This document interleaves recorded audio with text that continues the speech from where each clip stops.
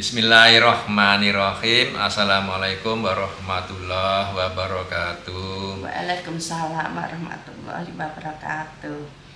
Sahabat-sahabat RN yang terbaik, saya dan istri ini siap-siap ya sahabat-sahabat untuk berangkat menjalankan ibadah umroh, insya Allah dalam waktu dekat.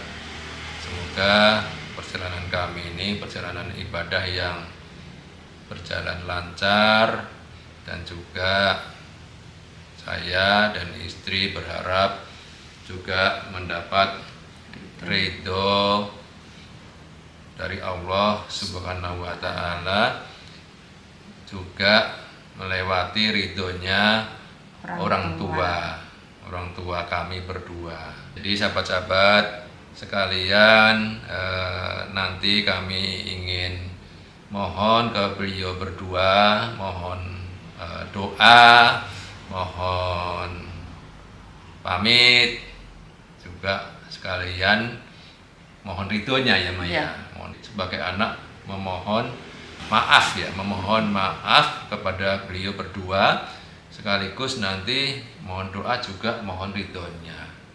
Nah, sebetulnya kalau kita beribadah itu ujung-ujungnya itu berharap ridho ya, terutama kepada Allah Subhanahu wa Ta'ala. Melalui ibunda kita, orang tua kita, kita juga berharap mendapat ridhonya. Nah, ini yang sering dulu kita bicarakan, ridho orang tua itu sebetulnya nyambung dengan ridho Allah. Seperti itu, makanya kita dulu sering bicarakan ya, bahwa kita ini dalam memperlakukan orang tua itu ujungnya harapannya adalah dapat ridhonya, berharap ridhonya. Ini kembali bolak-balik yang kita omongin ridho.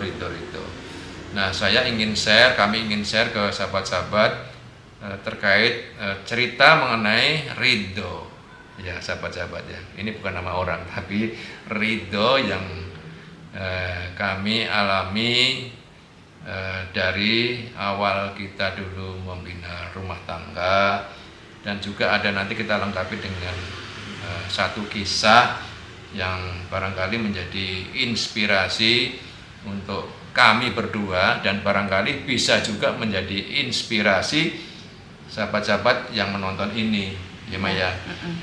Jadi yang pertama dulu awal kami menikah sahabat-sahabat, tentu kami memperoleh restu. Tapi sebetulnya dengan memperoleh restu itu nggak cukup. Dulu saya sempat dilus-lus kakak saya karena saya ada yang nggak sependapat untuk hal tertentu sahabat-sahabat, mengenai waktu pelaksanaan sahabat-sahabat ya, nggak cocok saya. Tapi akhirnya saya dilus-lus oleh kakak saya, yang pada akhirnya saya bisa menerima waktu yang sudah dicanangkan oleh orang tua. Nah, konsepnya yang disarankan oleh kakak saya itu sebetulnya satu ya saat tadi sahabat-sahabat mengenai kalau kamu nggak ikuti, apakah kamu nggak pengen dapat ridhonya? Nah, itu sahabat-sahabat. Jadi konsep ridho inilah yang mengawali kehidupan rumah tangga kami sahabat-sahabat. Jadi ini akan berjalan terus, semoga itu bisa terus kami pegang teguh sampai akhir hayat. Sahabat-sahabat, kita berdua sudah mencanangkan bahwa kedua orang tua kami itu yang tersisa adalah ibunda istri saya dan ibunda saya. Ibunda saya itu sekarang sudah usia 94 tahun sahabat-sahabat. Subhanallah, luar biasa beliau. Sekarang beliau ada di daerah Ogan Komering Ulu sahabat-sahabat. Sedangkan ibunda istri saya ada di Solo, sudah berumur 89 tahun. Subhanallah. Beliau sudah sepuh-sepuh, dan inilah tanda petik pusaka yang kami miliki, yang kami harus jaga.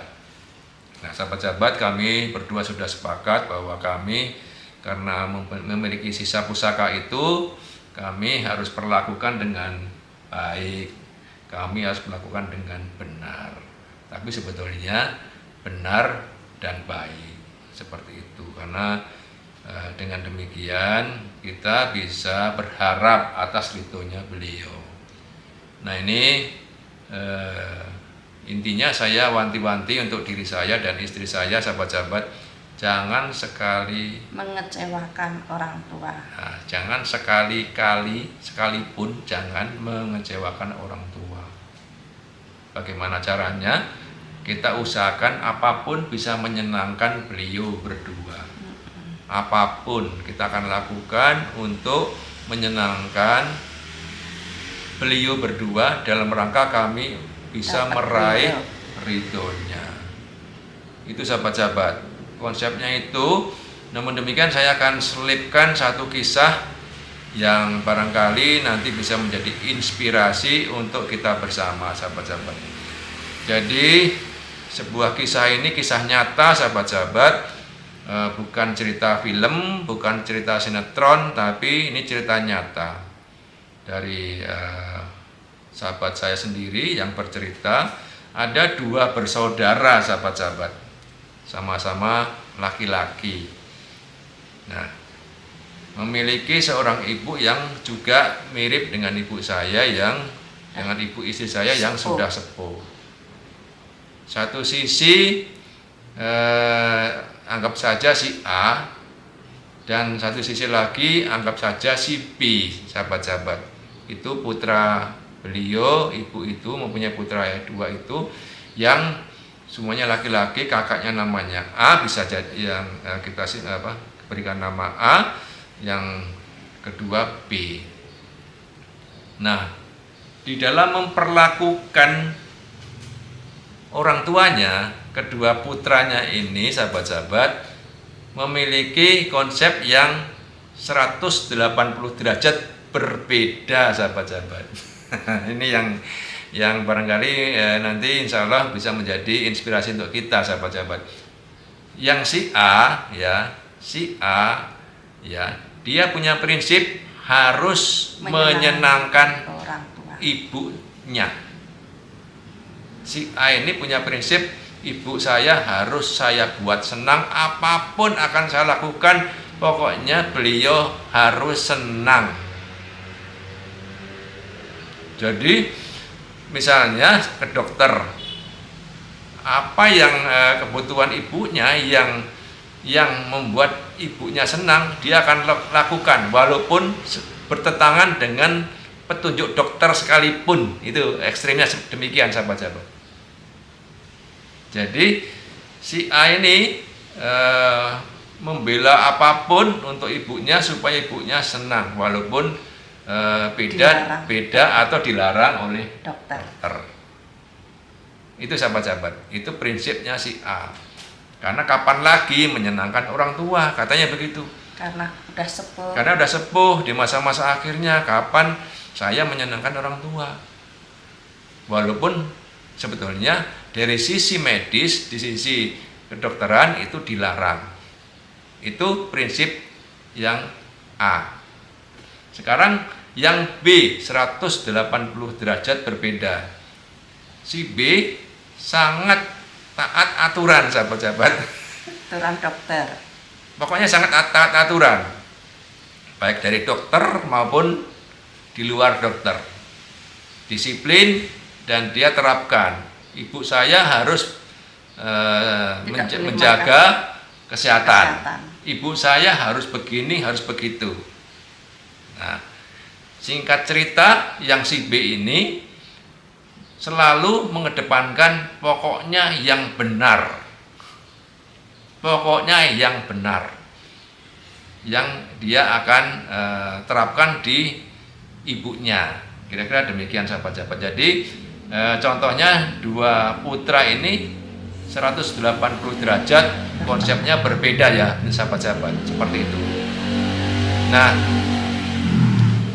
singkat cerita lanjut sahabat-sahabat, yang sekian proses waktu beliau kesehatannya semakin menurun, semakin memburuk. Dan pada masa akhirnya ya beliau berwasiat, si ibu ini berwasiat.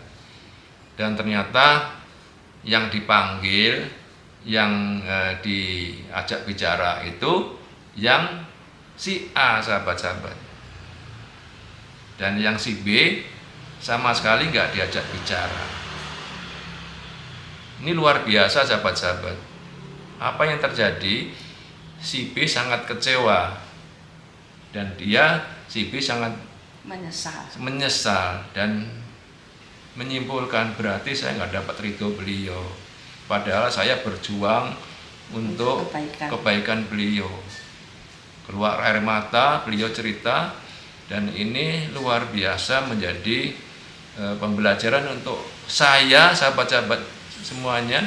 Dan yang saya tularkan ini adalah kisah nyata, sahabat-sahabat. Nah, ini yang menginspirasi kami berdua sehingga kami ini melakukan proses meraih ridho orang tua. Barangkali harus kami kombinasikan, sahabat-sahabat. Kami berprinsip harus menyenangkan orang tua apapun caranya, Maya. Iya. Tapi tetap kami melakukan proses edukasi kepada orang tua, sahabat-sahabat. Nah, edukasi inilah yang menjadi seni, sahabat-sahabat. Karena namanya orang tua kok dikasih edukasi kan nggak cocok, seperti itu.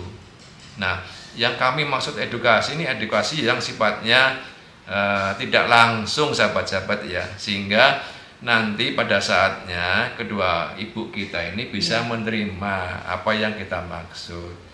Seringkali sahabat-sahabat, saya di dalam mengedukasi itu, khususnya ibu-ibu saya, sahabat-sahabat, itu saya menggunakan analogi-analogi sehingga bisa diterima oleh beliau, tidak semata-mata menggurui. Kira-kira seperti itu, Mak. Jadi kita karena sebagai muslim tentu kita harus mengedepankan kebenaran. Ya.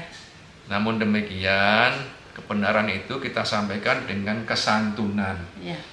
Dengan sopan santun, seperti itu. Nah, tata krama, kira-kira barangkali itu, sahabat-sahabat, yang ingin saya sampaikan, bahwa saat ini barangkali yang kita kekurangan adalah barangkali di tataran generasi kita, anak-anak kita, yang kita perlu tanamkan adalah bagaimana kita mengedepankan sopan santun, tata krama. Ya. Walaupun kita menyampaikan hal-hal yang sifatnya benar. Jadi dalam rangka menuju apa? Menuju keridhaan beliau. Ya. Itu ya barangkali Mama ada tambahan.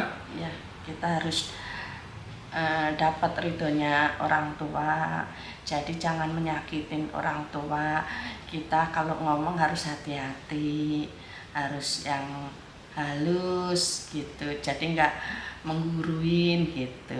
Soalnya kalau orang tua diguruin gitu kan kadang ya nggak nerima lah. Ya nggak nerima. Mosok sudah tua, sudah tua diajarin sama anak gitu kan. Apalagi kan orang tua itu kan begitu, nggak mau diguruin gitu. Iya, betul, Mak. Jadi ya kita mencari cara. Tadi yang sopan santun. Saya singgung tadi, Maya. Intinya kita mengedukasi itu adalah seni. Seni, dan itu sesuatu yang bisa kita lakukan secara luas. Tidak harus dengan cara kaku sehingga kita berharap meraih ridhonya beliau. Jadi konsep menyenangkan tetap jalan, tapi konsep edukasi tetap juga kita lakukan dengan seni, yaitu sopan santun, tata krama kepada orang tua yang kita. sudah sepuh. Demikian sahabat-sahabat RN yang terbaik, sharing ini semoga bermanfaat dan dapat menjadikan hikmah untuk kita. Assalamualaikum warahmatullahi wabarakatuh. Waalaikumsalam warahmatullahi wabarakatuh. Sampai jumpa sahabat-sahabat.